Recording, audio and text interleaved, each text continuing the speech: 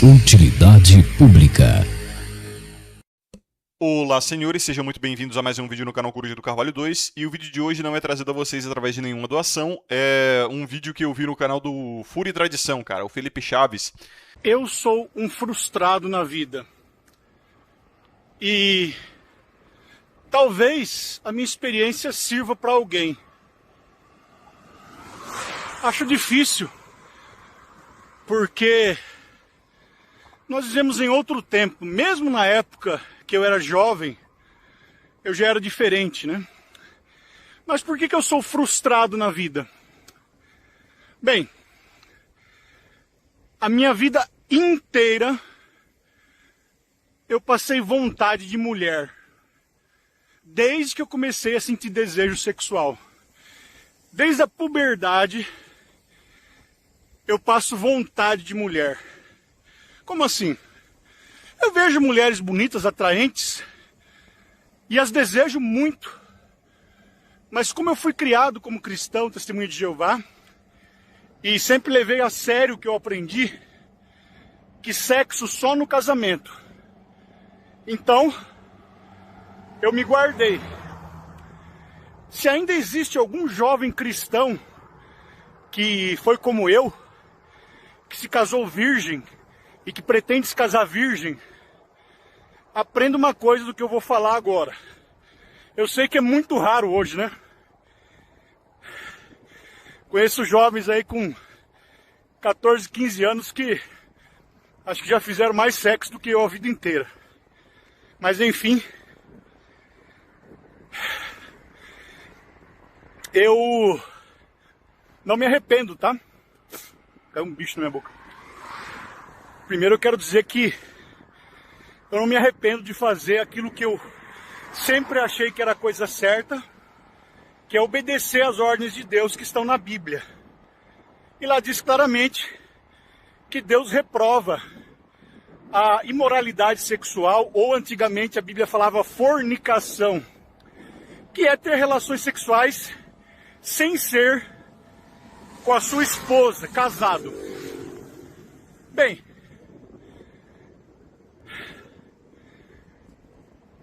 não vou dizer que eu fui um marido perfeito, que eu deveria ser. Eu tenho minha parcela de culpa, que eu acho que é grande. Mas durante todo o meu casamento, que durou 27 anos, eu fui fiel. Eu não traí minha esposa. Eu e ela nos casamos virgens. E a grande ilusão que eu tinha, que foi mais uma frustração, é a seguinte: eu achava que quando eu me casasse, eu ia poder me satisfazer plenamente sempre que eu tivesse vontade. Esse foi um grande erro. Quem sabe a vida de casado como é deve estar rindo muito agora da minha cara, né? E agora que eu sei a verdade, a dura realidade do casamento, eu também vejo o quanto eu fui ingênuo, iludido. E foi assim que eu casei. Iludido, com a fantasia de que,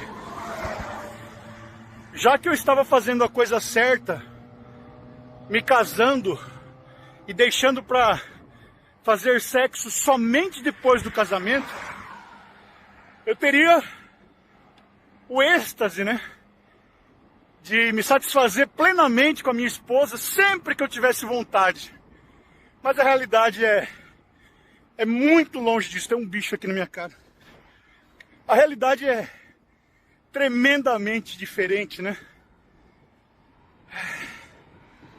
A esposa não vai estar ali sempre pronta para te servir, para te satisfazer. A esposa é um ser humano, não é uma máquina. Ela tem os problemas dela. E a minha, eu acho que tinha mais do que a média, a maioria. Veio depressão, veio um monte de coisa, veio filho. Outra coisa também, né? Depois que a esposa tem filho, ela não é mais esposa, ela é mãe. O marido ocupa o último lugar da lista de prioridade dela, né? E a gente entende, né? O filho é nosso também. Mas, no fim, o casamento acabou. Eu, muito frustrado, antes de casar, depois de casar, agora, eu continuo servindo a Jeová como testemunho de Jeová. Fiquei um mês fora, depois que eu me separei, fiquei um mês saindo com prostitutas pra ver como era, né? Porque eu nunca tinha tido outra mulher. Então eu fui expulso da organização, fui desassociado e fiquei um mês só. Saí com várias outras mulheres, tudo prostituta, porque eu não tenho conhecimento, familiaridade com o sistema do mundo, de balada, barzinho, essas coisas, nunca frequentei. Então, se eu fosse num lugar desse, eu não ia pegar ninguém, eu não ia saber, até porque eu sou autista também, eu sou antissocial, então eu não ia conseguir resultado nenhum. Então, por um mês eu paguei mulheres para saber como era tocar em outras mulheres diferentes da minha esposa. E não teve tanta graça porque era uma fase muito complicada de depressão, de luto por causa do fim do casamento. Então nem deu muito certo. Na verdade eu brochei a maioria das vezes. E o urologista disse que isso é perfeitamente normal na minha situação. Bom, enfim. Logo eu deixei essa vida para lá, voltei para a organização, estou de volta na organização.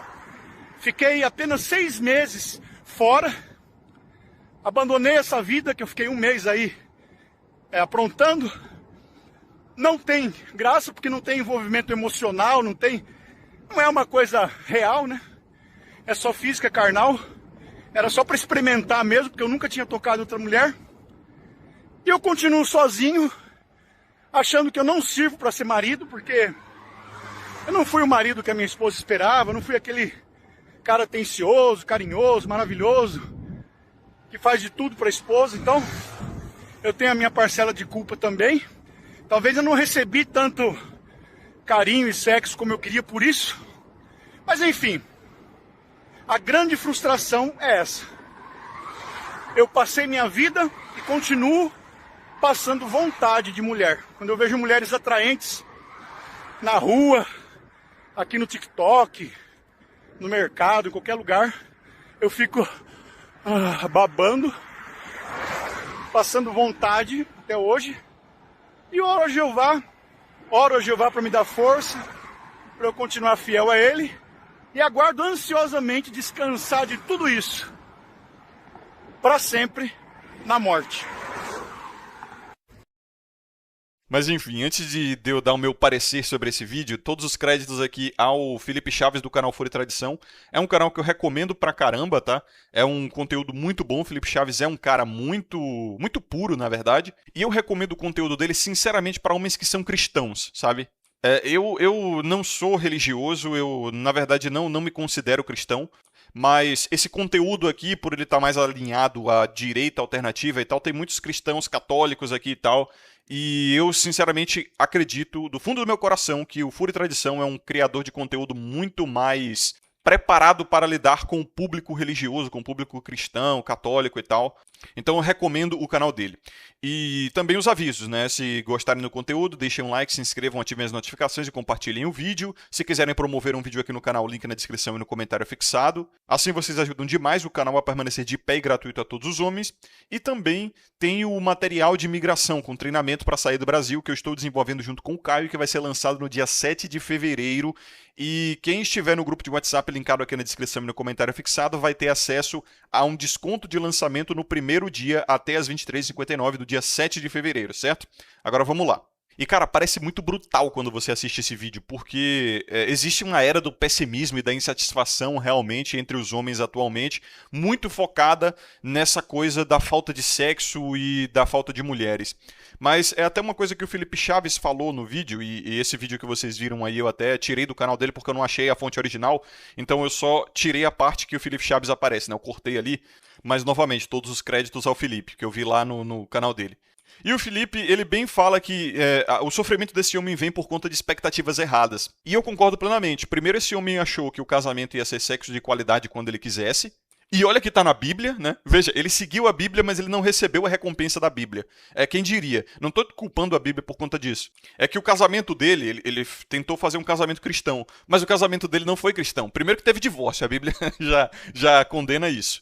Segundo, que é dito na Bíblia que a mulher não deve negar ao homem, nem o homem deve negar a mulher sexualmente. Então, se ele passou vontade, filho, já não é um casamento cristão. E a gente sabe, se o homem se impor sexualmente à sua mulher, ou seja, demandar sexo incondicional, isso é considerado estupro marital ou algum tipo de violência. Então esse cara pode ser preso tranquilamente. Eu não estou falando nem dele tomar ela à força. Estou falando dele demandar esse tipo de coisa. Ou até mesmo negar a ela a parte dele da barganha do casamento, tá? Tipo, negar provisão, negar proteção, se ela negar a parte dela da barganha do casamento, que é o sexo irrestrito. Então, como eu disse, o casamento bíblico, ele é crime hoje, tá? Não tem para onde correr. E eu acho que a outra ilusão a qual ele caiu, que a maioria dos homens está caindo hoje, é que ele vai ter uma vida sexual vibrante, que ele por algum motivo merece isso ou tem que conquistar isso. É por isso que eu digo, vocês podem achar que esse vídeo é brutal porque o cara ele finaliza de uma forma melancólica, dizendo que ele está esperando o doce abraço da morte. Ele está esperando morrer para não passar mais essa vontade, para não viver de frustração e se juntar a Deus. Então ele tem uma pulsão de morte e talvez até tendências suicidas. E esse cara, meu Deus do céu, ele precisa de ajuda, né? Porque eu já vi papos assim e eu já vi pessoas tirando a própria vida. Inclusive pessoas cristãs que sabem muito bem que um dos maiores pecados, um dos pecados imperdoáveis é tirar a própria vida. Só que vocês conhecem a minha perspectiva. Eu sou um homem white pill, eu não sou black pill, eu sou otimista. Por incrível que pareça, eu sou otimista. Quando eu vejo um cara reclamando disso, eu percebo que ele não tem problemas maiores na vida. A reclamação dele é que ele não tá molhando o biscoito. E aí eu vejo que, cara, esse cara tá tranquilo. É um problema pequeno que ele tá aumentando demais. Porque aos homens modernos foi vendida uma cultura metropolitana de Sex and the City, de American Pie, sabe? De sexo casual e uma vida hedonista. Como se fosse algo a ser atingido ou até mesmo como normal, sabe? O Felipe Chaves ele até fala sobre o FOMO, né? O Fear of Missing Out, a sigla em inglês. Que é como as pessoas, elas, principalmente por conta de redes sociais, mídias e a vida metropolitana, elas sentem uma sensação de que elas foram tiradas da festa. Isso é muito comum entre homens aqui da comunidade, principalmente mais ligados à ideologia Black Pill. Essa projeção de perfeição da vida do Shed, que esses caras eles estão em festas o tempo todo, transando uma vez por dia com mulheres diferentes, ou até mais de uma vez por dia, fazendo homenagem a Troar, sabe? Esses homens eles estão na vida deliciosa. E não é bem assim, cara. Não é bem assim. Então tem muito esse FOMO na cabeça dos homens que, sei lá, cresceram assistindo muita TV, muita mídia, estão também influenciados por Instagram e acham que a vida sexual vibrante é um objetivo a ser atingido, ou até mesmo é o normal, é o certo e o saudável. Tem muito cara que acha que é incel mesmo, que está em celibato involuntário, simplesmente porque ele vive trancado em casa, ele prefere viver assim. Não estou julgando esse estilo de vida, eu vivo uma vida bem reclusa também. Já falei a vocês, se eu pudesse, eu nem trabalhava e vivia em casa. Só ia sair e ver gente dar rolê com amigos quando aquele chamado da natureza social humana clamasse dentro de mim, entendeu? Fora isso, eu ia ficar em casa jogando videogame, assistindo filme, série, na moral, e pra mim isso é felicidade pra caralho. É como diz o ditado, né? Toda experiência é individual. Então, tem gente que é feliz tendo uma vida social vibrante, indo pra festas, se drogando, tendo família, tendo filhos. Esse não é o meu caso, tá? Então, não se pode ter essa arrogância fatal de saber o que é melhor para a vida do próximo. O Felipe Chaves ele é muito feliz com a família e os filhos dele. Eu, naquela vida ali, eu não me sentiria satisfeito. Pode ser que eu mude de opinião quando eu ficar mais velho, muitos homens dizem isso, né? Eu não vou dizer dessa água não beberei, quem sabe, mas eu duvido bastante, porque daqui pra frente as coisas só vão piorar. Novamente, eu sou otimista, mas eu também sou realista, né? Eu não sou ingênuo também, eu sou otimista, mas não sou ingênuo. Então tem muitos caras que veem a situação desse nobre homem aí, que eu nem sei o nome dele, na verdade, eu só vi o vídeo e bateu um sininho na minha cabeça e eu falei, porra, eu tenho que falar sobre isso. Mas esse homem, ele não tá tão ruim quanto parece, entendeu? Se a única preocupação dele, se o problema dele é passar vontade, cara, se serve de consolo ou pelo menos um chão realista onde ele possa pôr os pés, a maioria dos homens vive assim. Sabe? A grande maioria esmagadora dos homens, 95% dos homens ou talvez mais, vive passando vontade. Ele tava falando, eu vejo essas mulheres no Instagram, no TikTok, nas ruas e eu passo vontade. Porra, meu parceiro, bem-vindo a ser homem, entendeu? Seja um homem casado, solteiro, novo, velho, ele passa vontade. A libido do homem é brutal, é gigantesca.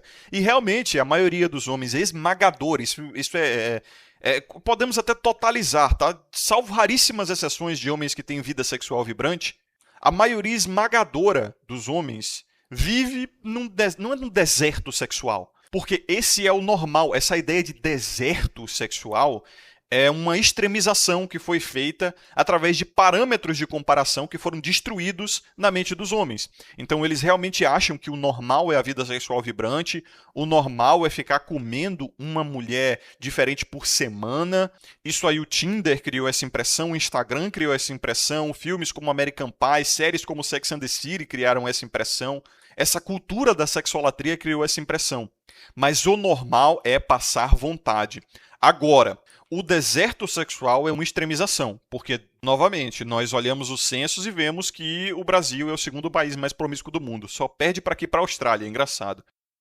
Então os homens eles estão tendo acesso, só que eles queriam ter muito mais acesso do que eles têm, porque eles acham que a vida sexual vibrante é o normal, então tem que ficar esperto com esse parâmetro de comparação. De fato, a promiscuidade no Brasil é muito grande, só que muito disso acontece através da prostituição. O Brasil é um país muito conhecido pela prostituição desde as grandes navegações, desde o descobrimento. O Brasil foi colonizado através da prostituição. Os índios trocavam suas esposas por espelho e pedaço de pano. Isso é o que? É prostituição. As esposas se entregavam aos portugueses e a outros colonizadores, outras nacionalidades ali, por acesso a benefícios e recursos, proteção, que seja. O Brasil ele é fundamentalmente prostituído. Fundamentalmente. Até culturalmente. Até politicamente. Essa é a realidade do seu país, tá? Então, o homem, no geral, ele quer algo a mais.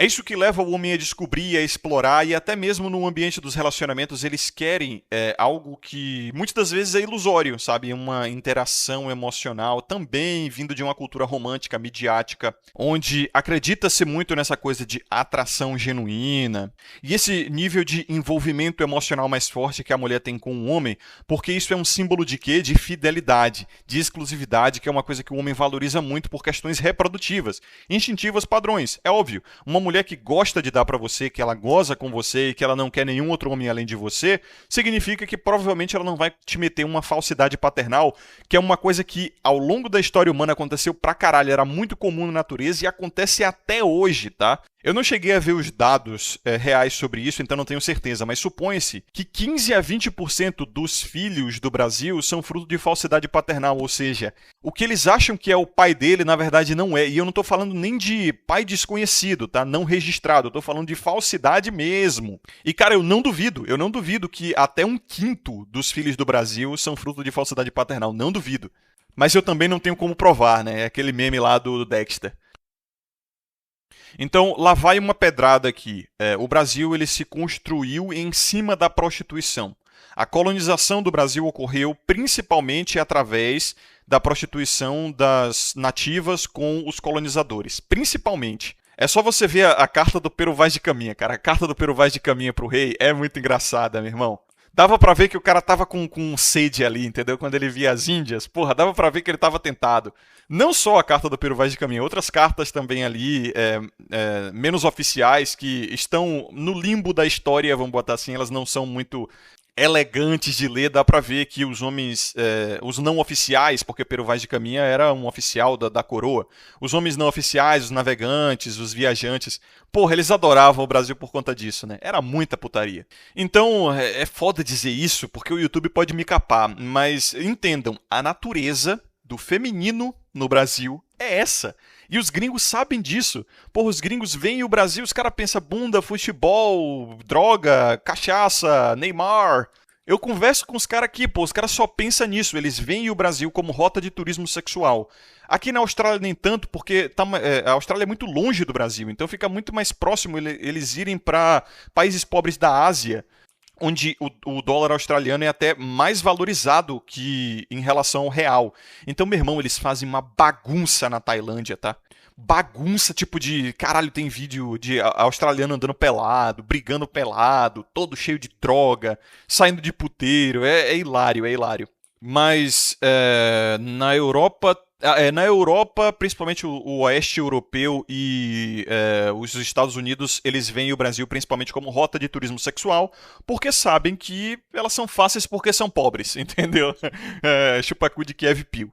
Então os homens brasileiros, eles ficam meio que num mato sem cachorro, porque eles sabem da natureza promíscua das suas mulheres. Quando eu digo suas mulheres, eu digo as conterrâneas.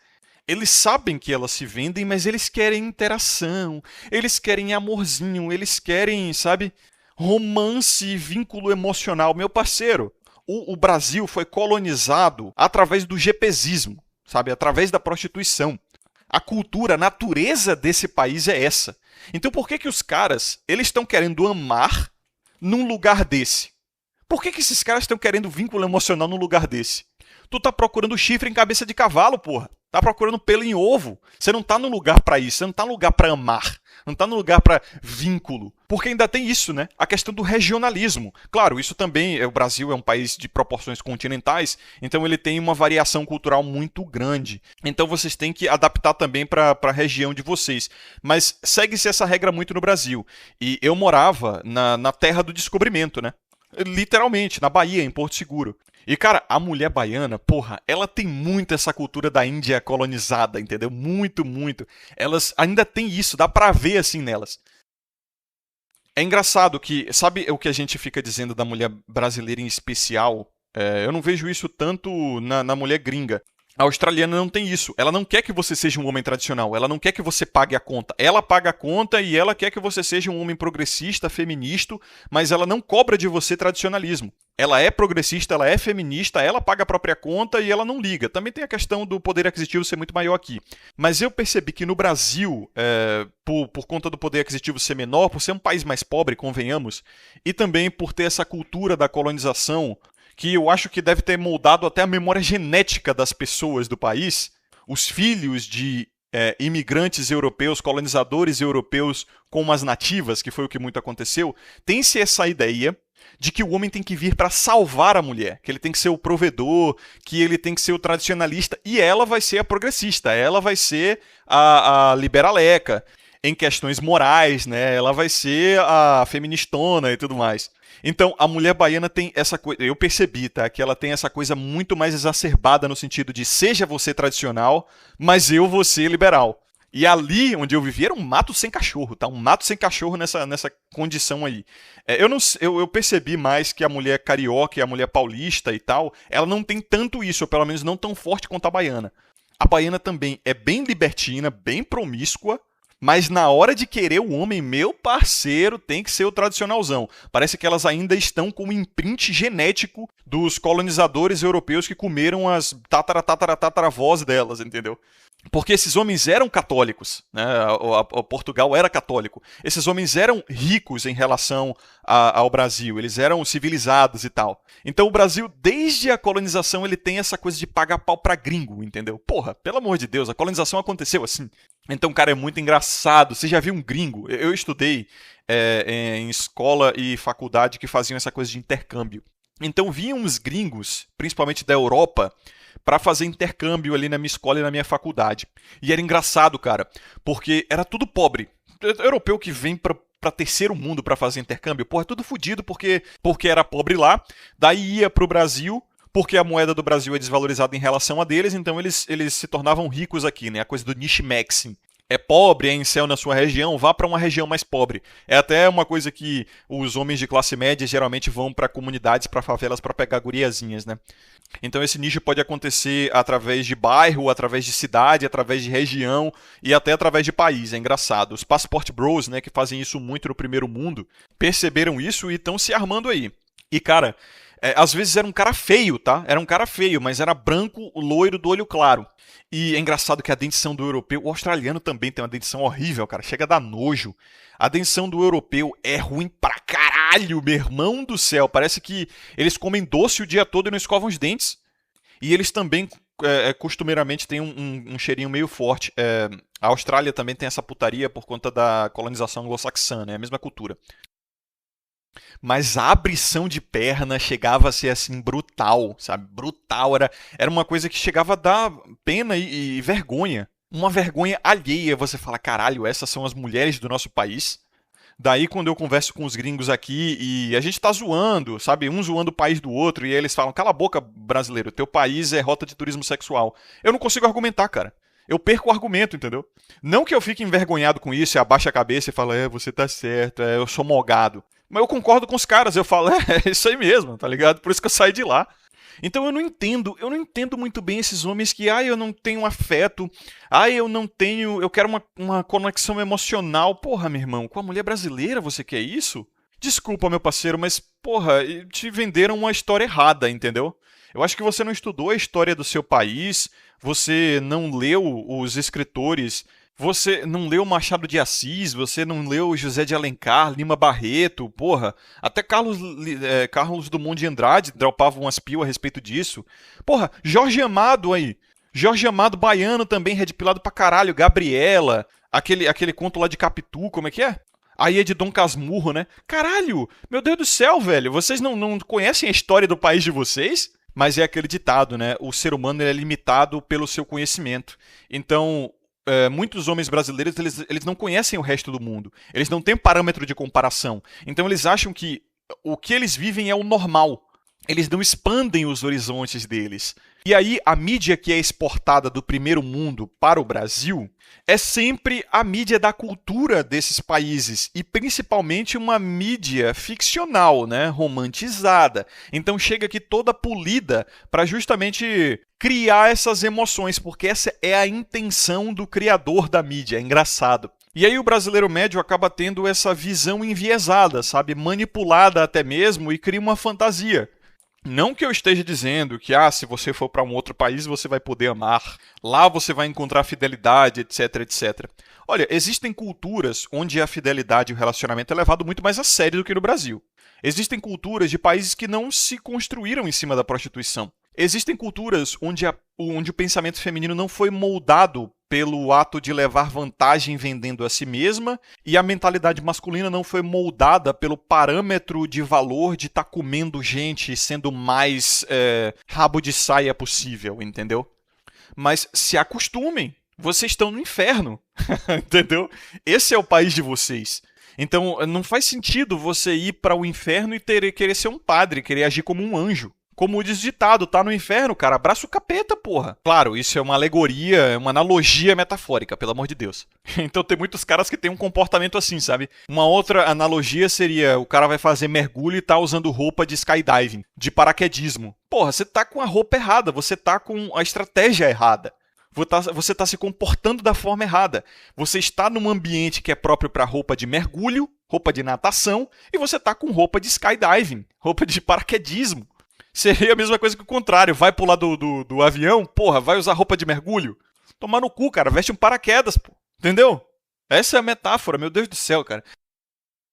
E, novamente, eu acho isso aqui, esse vídeo bem tranquilo, na verdade. Porque se o problema do cara é não estou comendo gente. Ai, meu peru tá seco, eu tô passando vontade. Puta, que só com uma punheta, cara. Pelo amor de Deus, para de loucura. Você vê, aí eu vejo mulheres no Instagram, no TikTok e passo vontade. Soca logo essa porra dessa punheta e para de viadagem, meu parceiro.